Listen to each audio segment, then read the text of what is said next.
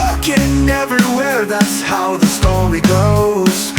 Grab your gear, hold on tight. Deadly Sweet. What happens when paradise turns into a prison and beauty becomes deadly?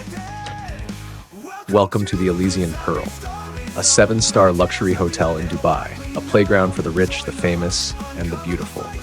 But behind the gold walls, silk sheets, and rooftop champagne lies a secret floor, one that was never meant to be found. In this cinematic thriller, you'll meet Sophia Morel, a glamorous influencer who came for fame but found something far more dangerous, herself. As love blooms, parties dazzle, and secrets flirt in the shadows, a darker truth begins to rise. The guests aren't alone, the staff aren't human, and one of them might be the beginning of the end. This is not just a zombie story. It's a story of power, betrayal, forbidden love, and the terrifying beauty of what happens when a woman becomes unstoppable. So, buckle up, because once you check into the Elysian Pearl, you may never check out. Deadly Sweet, a glamorous horror story. Let the haunting begin. Fight or flight will unite as the horror unfolds in the zombie story zone. Adventure never goes. The golden sun dipped below the Dubai Marina skyline, bathing the sea in soft rose and amber. A black Rolls-Royce Phantom pulled up to the grand entrance of the Elysian Pearl, a 7-star palace of dreams and secrets. Valets in ivory suits opened the doors. Cameras clicked. Champagne flowed before check-in. Sophia Morel stepped out, long legs wrapped in a flowing Dior dress, her high heels clicking like a song of power. Her skin glowed like sunlight on glass. At 26, she was already the face of 3 luxury brands and the envy of millions. Her best friend Maya, warm-eyed and graceful, followed closely, wearing an emerald gown that kissed her curves like a secret. They were joined by Eli, Sophia's witty manager, whose designer blazer cost more than a small car. "This weekend," he said with a grin, "will change your career, and maybe your love life." Inside, the hotel was dripping with opulence. Crystal chandeliers like frozen waterfalls, rose petal fountains, walls lined with gold leaf and silk tapestries. A symphony of violins played softly as guests sipped rosé and exchanged glances. Every man looked like a prince, every woman like a dream. Sophia locked eyes with Ryan, the crown prince's personal bodyguard. Tall, sharp-jawed, cool, but with something stormy behind his eyes. He looked at her not like a fan, but like a warning. "Don't get too close to the prince," Eli whispered. "Rumor is he's cursed." The suite assigned to them, the Orchid Palace, had velvet furniture, moonlight-soaked balconies, and a private infinity pool. It was a world far above reality. That night, a private sunset soiree on the rooftop awaited. Music, laughter, and beauty would rule the night. The air smelled of roses and something else. Something waiting to bloom. But for now, the pearl shimmered with joy. No one saw the shadow moving behind the gold. Evening arrived like a lover's whisper, slow, seductive, full of promise. The Elysian Pearl's grand ballroom shimmered under a ceiling of crystal stars. Dresses glittered like galaxies. Laughter sparkled with champagne bubbles. It was the opening night of the Silk and Stardust Gala, hosted by none other than Prince Julian of Monaco, Dubai's most eligible guest of the season. Sophia glided down the staircase like a queen in exile, dressed in a backless ruby-red gown that left hearts gasping. The press had been banned, but beauty, this blinding, couldn't stay private. Every man turned to look. Every woman measured her own glow in comparison. Maya followed, dressed in satin silver, her soft curls pinned high, a sparkle in her eye, though her smile dimmed every time she saw Sophia laughing with Eli. Tyler Chase, the golden-haired Hollywood actor, noticed her sadness and approached with a crooked grin.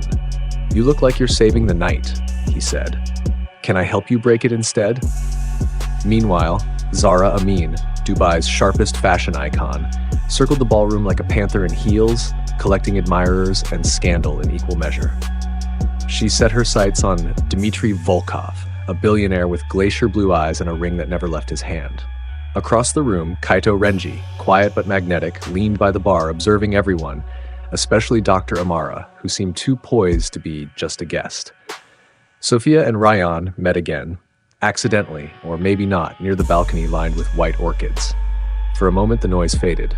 "You shouldn't be here," he said. His voice was calm, but his eyes flicked with urgency. "I wasn't invited to be safe. she replied with a half smile. He didn't smile back. Inside, the music rose as the models turned DJs Rena and Leela took the booth. The energy exploded in lights and glam. Everyone was dancing, glowing, alive. But in a quiet corner of the ballroom, Nadia, the hotel hostess, coughed twice, then froze. She looked at her reflection in the mirror. Her pupils had changed, and behind her, no one noticed the camera feed quietly flickering. Midnight arrived, draped in velvet. The Elysian Pearl transformed once more, this time into a masked wonderland for the Moonlight Masquerade. 1,000 candles floated above the ballroom ceiling, suspended in invisible glass. Soft perfume mixed with champagne mist, and the string quartet played a waltz from another century. Every guest wore a mask, gold, silver, black lace, feathered or jeweled. Identities blurred, names disappeared, only desire remained. Sophia wore a hand-cut mask of onyx and diamonds. Her eyes, bright, daring, scanned the crowd with a curious hunger. She danced briefly with Prince Julien, but her attention kept slipping to the shadows where Ryan lingered, dressed in a dark tuxedo and a mask that matched his silence. Across the hall, Maya danced with Tyler, who kept making her laugh in ways she hadn't in years. His hands were respectful, but his smile said, "Stay with me just a little longer." Luna Voss, the mysterious actress with a haunted past, took to the mic and sang a jazz lullaby that made hearts ache. Her voice was like smoke, beautiful and broken. Even the chandeliers seemed to dim for her. On the balcony, Zara flirted with Dmitri, pretending not to notice that he never blinked. Inside, Elena Costa danced barefoot under the moonlight, spinning alone as if casting a spell. Behind it all, Nadia, the hostess, moved quietly from guest to guest, her smile not quite reaching her eyes. She dabbed at her forehead with a silk cloth. She was burning up.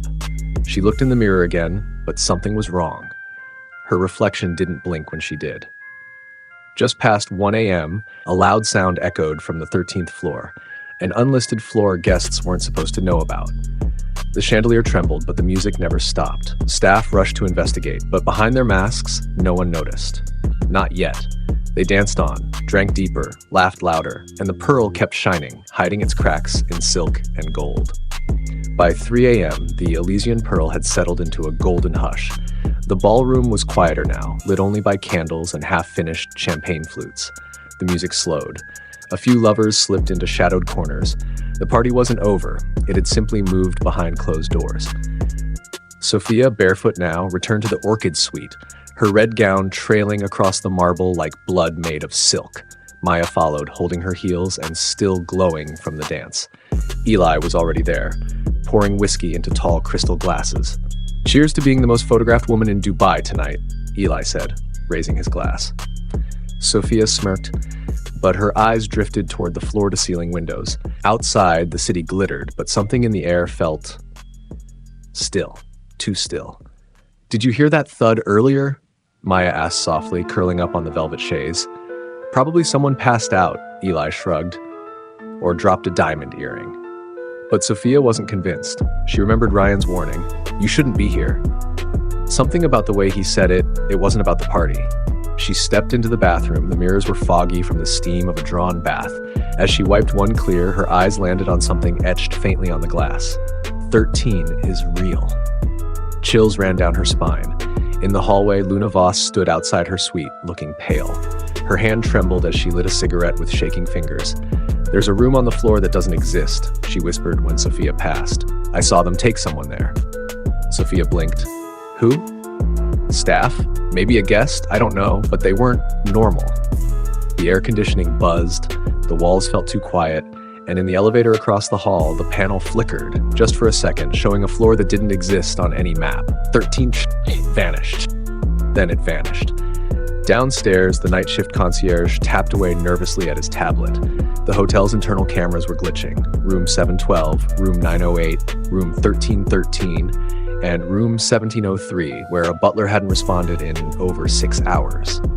But no one raised the alarm. The Pearl was still dressed in gold. The sun rose slowly over Dubai Marina, but the Elysian Pearl remained in darkness. The blackout was brushed off by management as a routine systems test. Most guests were too hungover or half asleep to notice, but inside room 712, a housekeeper named Anya stood frozen.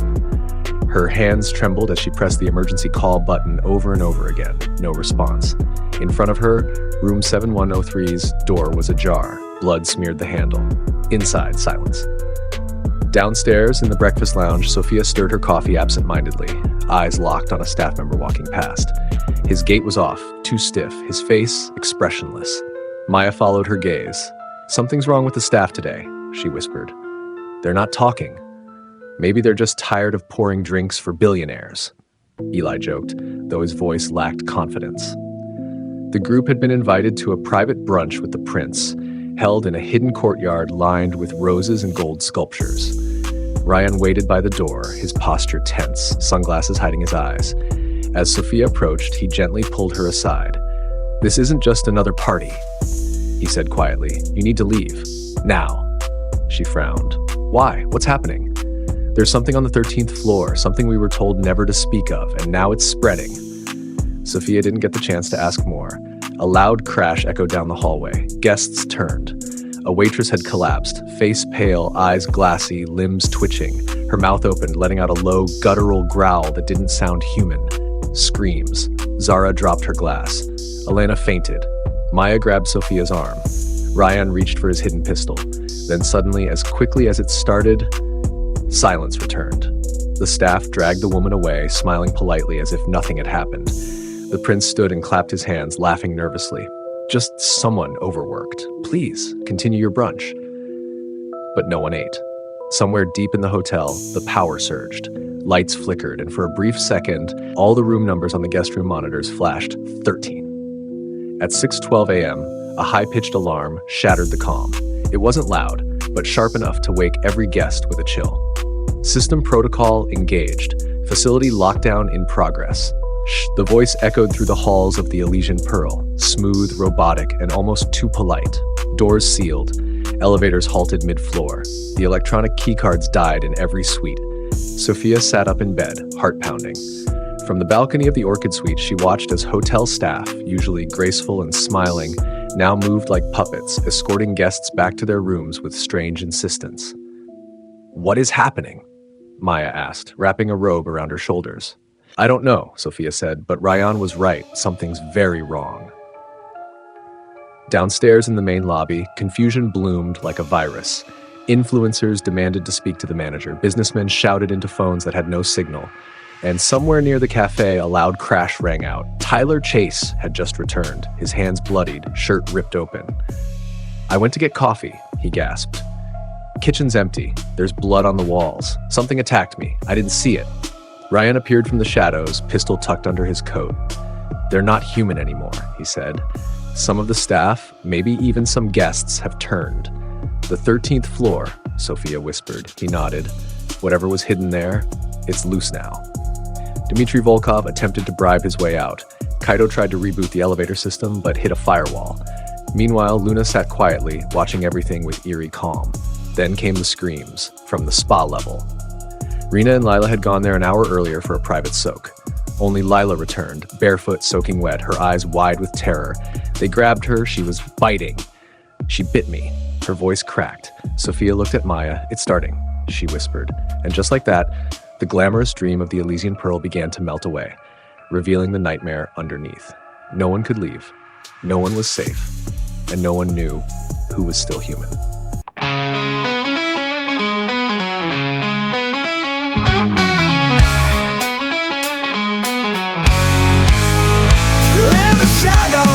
Just when the guests thought they were safe behind locked doors, the real horror begins beneath the surface. Secrets are rising from the forbidden floor, and Sophia's past is no longer a secret. It's a threat. Who can be trusted now? Will love survive or be devoured? The next chapter unleashes darker truths, deeper betrayals, and one terrifying discovery that could change everything. Subscribe now to the Zombie Story Zone so you don't miss Chapter 7, The Glamour Crumbles, where beauty meets blood. Like, comment your theories, and stay tuned, because at the Elysian Pearl, the dead don't stay dead. Final flight will unite